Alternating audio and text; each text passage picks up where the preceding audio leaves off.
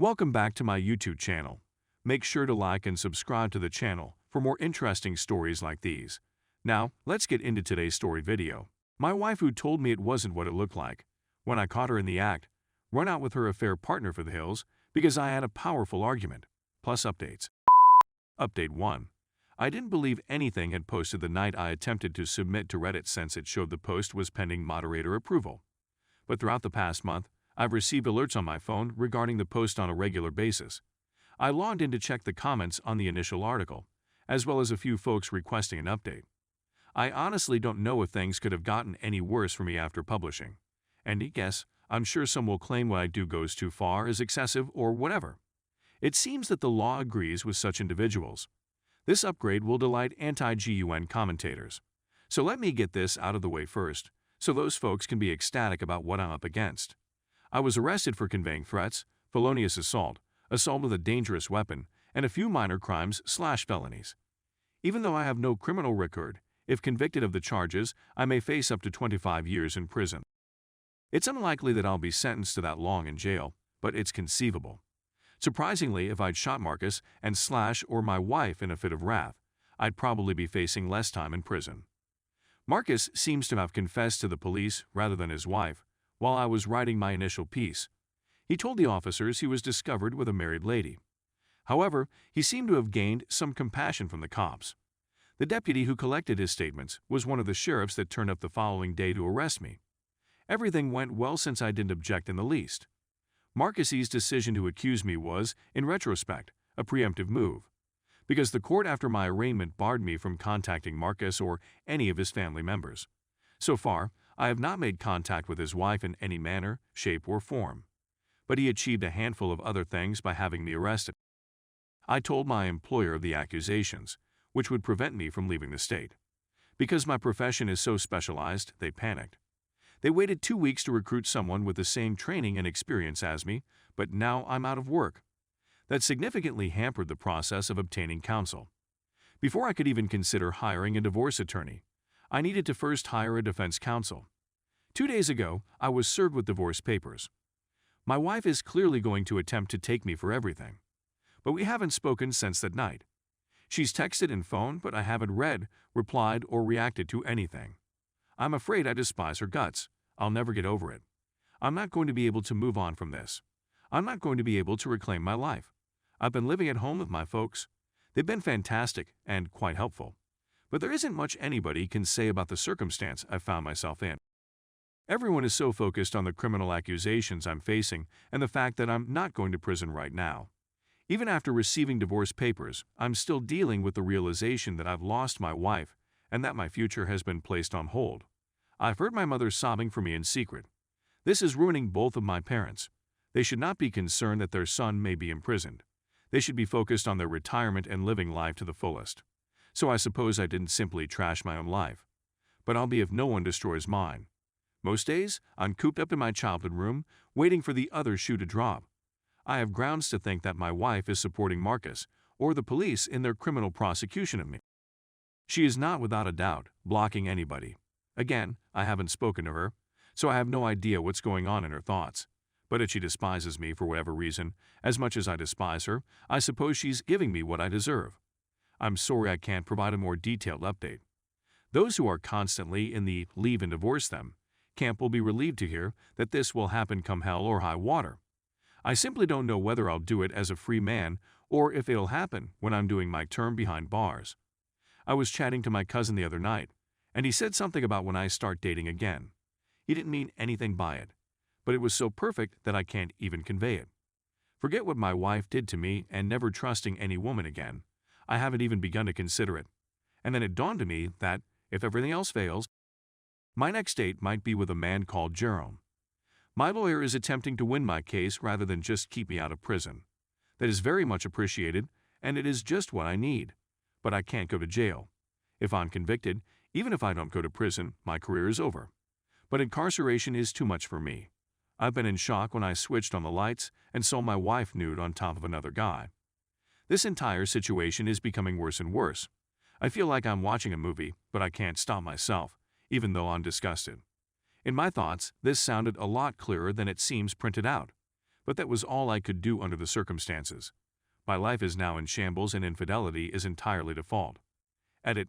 There are various replies to queries and remarks in the comment area. I don't have it in me to write it all out numerous times. In a month or two, someone will offer an update. If it's me, wonderful. If not, things have become bad and are just going worse. Update 2. I'll attempt to describe what's transpired since my last update, despite the fact that I'm sure I'll use erroneous legal phrases and words in the process. However, according to what I've been informed, it's a federal requirement for the prosecution and defense to present all evidence and possible witnesses prior to a trial. There was a reason why my lawyer kept the video of my STBXW and Marcus cheating hidden. It wasn't a trial, but more of a hearing, with a judge presiding. My lawyer presented a USB drive as evidence, but the film was on a tablet. To cut a long tale short, Marcus either didn't realize I had evidence or forgot I informed him. I do recall putting my phone aside after filming them before pulling out my gun. As a result, he and my wife never saw a phone.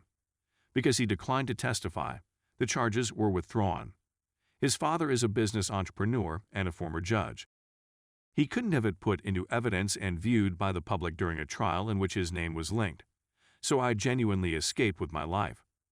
My lawyer is fairly positive she could have persuaded a jury to convict me. However, the absence of accusations or a trial is preferable. Marcus exited the courtroom before I could.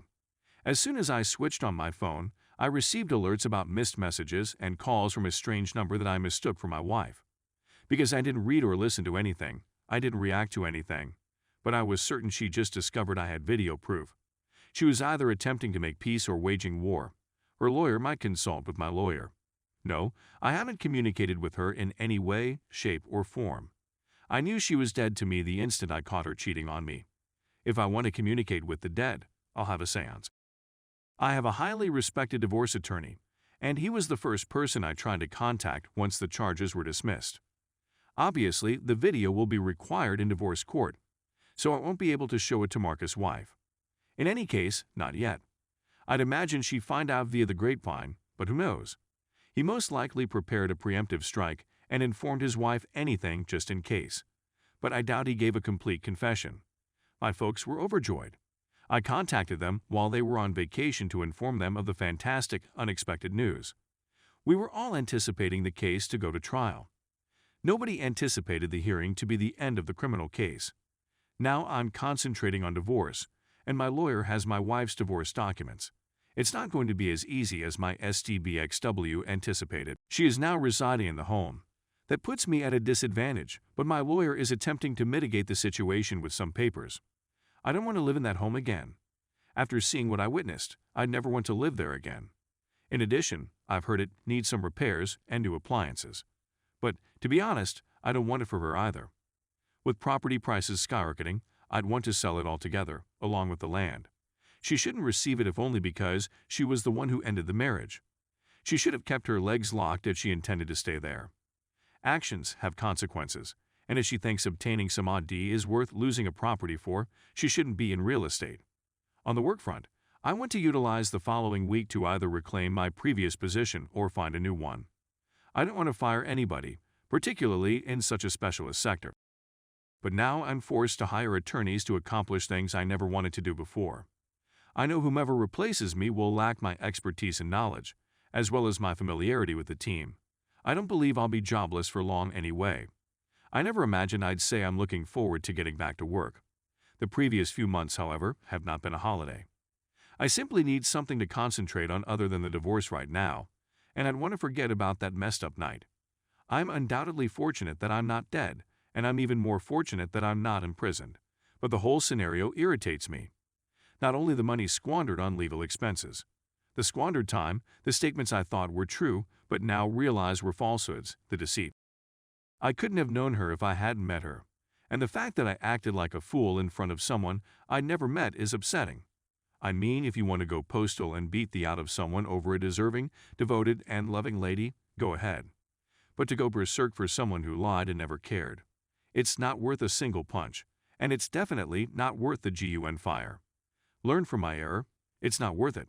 But yes, if individuals could simply be honest with themselves and others, the world would be a better place.